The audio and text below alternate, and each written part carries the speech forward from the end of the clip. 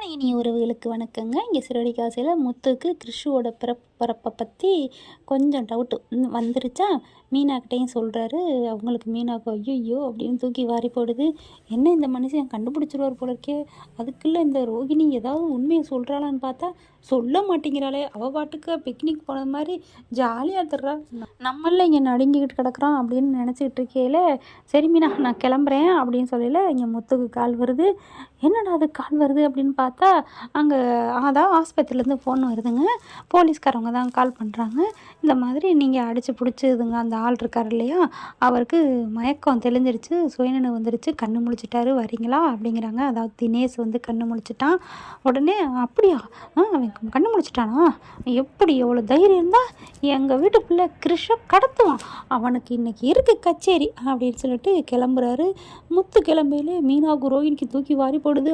ஐயோ கிறிஷை கடத்தினது என்னமோ அந்த தினேஷ், அவனுக்கு எல்லா உண்மையும் தெரியுமே, இப்போ என்ன பண்ண போகிற பார்லரம்மா அப்படிங்கிற மாதிரி மீனா ரோஹிணியை பார்க்க, ரோஹிணி நான் என்ன பண்ணுவேன் அப்படின்னு சொல்லிட்டு கேளு, ஏங்க நானும் வர்றேங்க அப்படின்னு மீனா கிளம்புறாங்க. உடனே ரோஹிணி இதான் சாக்குன்னுட்டு முத்து நானும் வர்றேன், நீங்களாம் எதுக்கு, இல்லை அவன் யார், நம்ம வீட்டு பிள்ளைய கடத்திருக்கான், அவனை பார்க்கணும்ல அதுக்காகத்தான் அப்படிங்கல, அதெல்லாம் வேணாம் அப்படின்னு முத்து கிளம்புறாரு.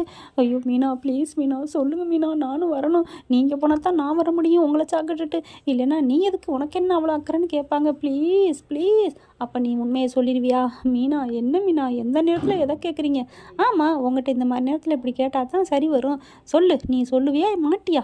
ஐயோ மீனா நான் தான் சொல்கிறேன்னு சொல்லிட்டு மீனா சீக்கிரம் உங்கள் புருஷன் உங்கள் வீட்டுக்கார் போகிறாரு, சரி வாங்க அப்படின்னு சொல்லிட்டு மீனாவும் ரோஹிணியும் கிளம்புறாங்க. இவர் காரில் ஏறாரு. மீனா எதுக்கு, நான் தான் உன்னை வேணான்னு சொல்லிட்டு வந்தேன்ல அப்படின்னு முத்து சொல்ல, அதெல்லாம் வேணாங்க நான் பார்க்கணுங்க, நம்ம பிள்ளைங்க என் உயிரை காப்பாற்றினவங்க, அந்த பிள்ளைய கிறிஷை கடத்திருக்கான் அப்படின்னு சொல்லிட்டு 3 பேரும் பஞ்சா பறந்து போகிறாங்க. அங்கே அதே இதில் இங்கே அவர் அருணுக்கும் கால் பண்ணுறாங்க. இந்த மாதிரி சார் கண்ணு முடிச்சிட்டா சார், நீங்கள் வாங்க சார், அவங்களுக்கு ஃபஸ்ட்டு பண்ணுறாங்க. ஆக்சுவலி அங்கே பார்த்தீங்கன்னா புருஷன் மண்டாட்டியும் பதவி உயிர் கிடச்சிருச்சுன்னு கோயிலுக்கு போய் சாமி கும்பிட்டுட்டு அப்படியே ஜாலியாக சாப்பிட்டுட்டு அப்படியே ஒரு படத்துக்கு போயிட்டு வருவோம் வாசித்தா அப்படின்னு, அதாவது சீதா மேலே காதலோடு சொல்கிறாரோ இல்லையோ பாசமாக அன்பை பொழிகிறாரு. நம்ம புருஷன் மாதிரி இந்த உலகத்திலே யாருமே இல்லை அப்படின்னு தெரிஞ்சுக்கணுங்கிறக்காண்டியே பயப்புள்ள என்ன பண்ணுது, அவ்வளோ பாசம் மழையை பொழியுது. சீதாவும் நம்பிக்கிட்டு சந்தோஷமாக ட்ரெஸ் எல்லாம் மாற்றிட்டு சூப்பராக மங்களகரமாக கிளம்புறாங்க. வண்டியில் ஏறி உட்காந்து வந்துட்டுருக்கையில பார்த்தா கால் வந்துருச்சா. சீதா இந்த மாதிரி நான் போகணும், ஒரு அக்யூஸ்ட் கண்ணு முடிச்சிட்டான் அப்படிங்கல. என்னங்க அப்படிங்கல, இப்படிலாம் போகலான்ட்டு இருந்தோமே, சரி நான் அங்கே வந்துட்டு அதுக்கப்புறம் போவோமே. சீதா அங்கெல்லாம் வேணாம், குற்றவாளி இருக்க இடம், ஏங்க ஆஸ்பத்திரி தானே, அதனால் ஒன்றும் இல்லை, நானும் ஆஸ்பத்திரிக்கு வந்திருக்கேன், எத்தனையோ பேர் குற்றவாளி கூப்பிட்டு வந்திருக்காங்க, ட்ரீட்மெண்ட் பண்ணியிருக்கோம், அதெல்லாம் சகஜங்க வாங்குங்க. அப்போ நீ விட மாட்டியா, ஆமாம் அப்படிங்கிறாங்க. அதை கிருஷ்ண கடத்தினது தானே, நானும் பார்த்தாகணும் அப்படின்னு சொல்லிட்டு சீதாவும் அருணும் வராங்க.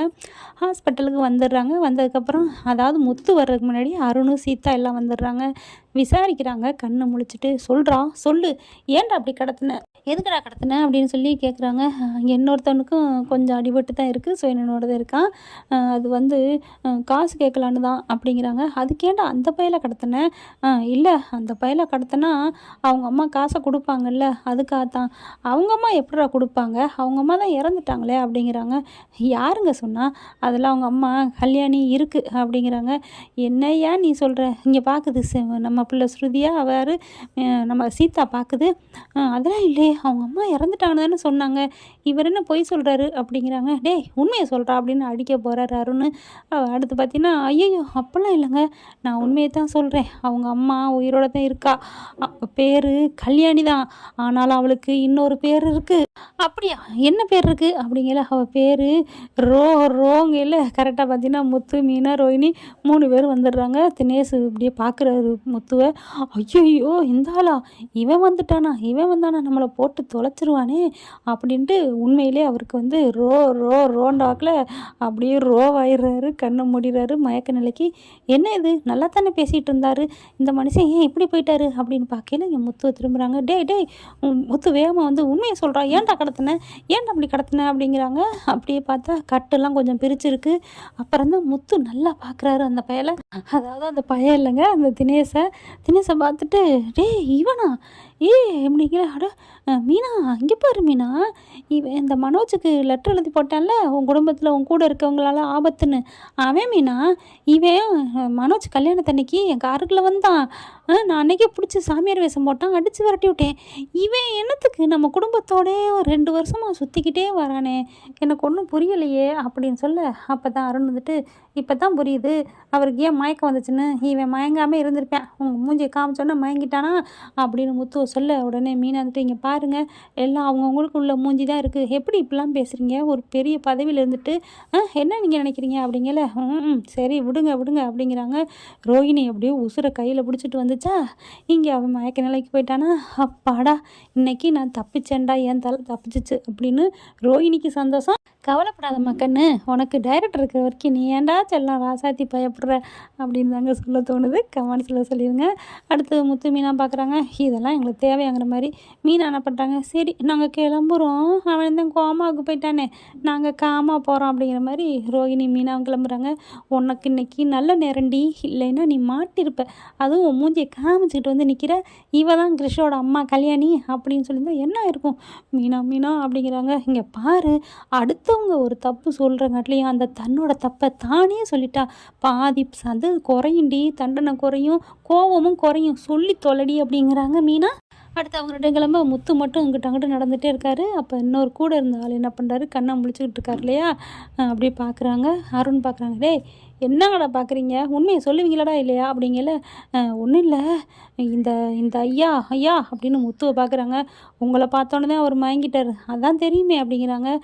அது இருக்கட்டும், சீதா கேட்குது, அது ஏன் இவரை பார்த்து இந்த ஆள் மயங்கணும், இவருக்கும் அந்த ஆளுக்கு என்ன சம்மந்தம், என்ன சம்மந்தமா, என்னம்மா நீங்கள் பேசுகிறீங்க அப்படிங்கல. அருண் என்ன பண்ணுறாரு, ஐயோ உண்மையை சொல்லிடுவேன் போல இருக்கே, சீதா நீ கிளம்பு, இருங்க அது என்னமோ சொல்ல வர்றாரு, கண்டுபிடிப்போம். நீ எதுக்கு சீதா இதெல்லாம் கண்டுபிடிக்கிற, ஏங்க ஏதாவது குழு கிடச்சா உங்களுக்கு நல்லது தானே, பேசாமல் இருங்க அப்படின்னு சொல்லிட்டு சீதா என்ன பண்ணுது, சொல்லுங்கள் அப்படின்னு கேட்க, அவன் என்ன பண்ணுறான், அடை எங்களை அடித்து பிடிச்சி துரத்தி எல்லாம் சூசகமாக இருந்து ஒளிஞ்சிருந்து பிடிச்சதே இந்த ஆள் தானே, இந்த ஆள் தான், அதனால தான் பயப்படுறாரு. என்னது இவர் பிடிச்சாரா, ஆமாங்க, என்னங்க சொல்கிறீங்க, அட ஆமாங்க அவர் தான் பிடிச்சாரு, அப்புறம் இவர் என் வீட்டுக்கார் பிடிக்கலையா, இவர் உங்கள் வீட்டுக்காரர், இவர் அதுக்கப்புறம் கடைசியாக வந்து பிடிச்சாருங்க, ஆனால் ஆரம்பத்தில் எங்களை வளைச்சி பிடிச்சதே இவர் தான், அதனால தான் அவரை கண்டோன்னு பயப்படுறாரு.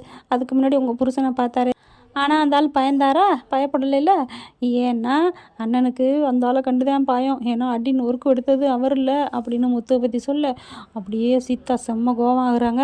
அப்படியே வேகவே திரும்புகிறாங்களா, அப்படியே வேகவே வெளில போக, சீதா சீதா அப்படின்னு பின்னாடியே வராரு அருண். அது வந்து சீதா, அடைச்சி நீலாம் ஒரு மனுஷனா, என்னையா நீ நினச்சிட்ருக்க, இல்லை என்ன நினச்சிட்ருக்க அப்படிங்கல. இல்லை சீதா அது வந்து சீதா, ஏங்க நீங்கள் திருந்தவே மாட்டிங்களா, என்னமோ நான் தான் பிடிச்சேன், நான் தான் வச்சேன் அப்படி இப்படின்னு சொன்னீங்க, கடைசியில் பார்த்தா இதையும் மாமா தான் பிடிச்சாரா, ஆனால் நீங்கள் தான் பிடிச்சின்னு சொல்லிட்டு மாமாவை திட்டிக்கிட்டே இருக்கீங்க, என்னங்க இப்படிலாம் பண்ணுறீங்க. இல்லை சீதா அது வந்து சீதா நான் உண்மையிலேயே பிடிச்சேன்தான், சே நீ ஏங்க இப்படிலாம் போய் பேசுகிறீங்க, என் மேலே உண்மையிலேயே உங்களுக்கு பாசம் இல்லையா சீதா, அப்படிலாம் சொல்ல சீதா அப்படின்னு சொல்லிட்டு பின்னாடியே வராரு. சீதா நம்ம எல்லோரும் கோயிலுக்கு சினிமாக்கெலாம் போகணுமே, ஒன்றும் வேணாம், நான் எங்கள் அக்காவை போய் பிடிக்கிறேன், எங்கள் அக்காவை போய் மன்னிப்பு கேட்டு பேசுகிறேன், உங்களை நம்பிட்டு ஐயோ கடைசியில் எல்லா நல்லதும் எங்கள் மாமா பண்ணுறாரு, அதையும் உங்களுக்காக விட்டு கொடுக்குறாரு, அப்போ கூட உங்களுக்கு வந்து மனசே வரலையே, நீலாம் ஒரு மனுஷனா அப்படின்னு சொல்லிட்டு அருணை பிடிச்சி திட்டிகிட்டே போகிறாங்க. சீதா மீனாவுக்கு கால் பண்ணுறாங்க, அக்கா நீ எங்கேக்கா இருக்க அப்படின்னு சொல்லிட்டு, ஏண்டி என்னாச்சு அப்படிங்கல, நான் பார்க்கணும் அப்படிங்கிறாங்க. அந்த இடத்த சொல்லி ஓடி போய் கட்டி பிடிச்சி அழுகுறாங்க.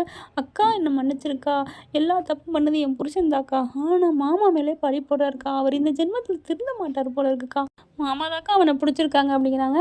சரி சரி விடுடி, அதனால என்ன, நீ தான் நீ சண்டைன்னு நினச்சிட்ருக்க, நான் உன்னை வந்து சண்டைன்னு தப்பாகவே நினைக்கல சீதா அப்படின்னு சொல்லி ஆறுதல் படுத்தி அனுப்பி வைக்கிறாங்க.